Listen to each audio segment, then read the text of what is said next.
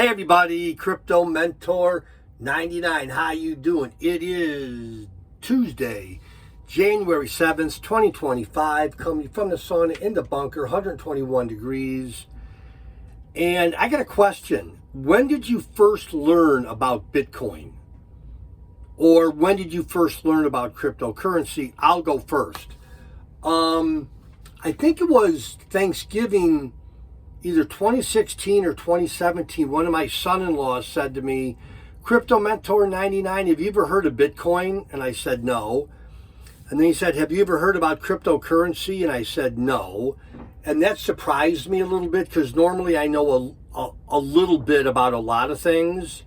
So that started my journey into cryptocurrency. I started investing right away because I'm like, there's no way that I'm going to learn everything about cryptocurrency and blockchain in like a week or two. So cryptocurrency and Bitcoin was the first investment that I didn't research it to death before I invested in it.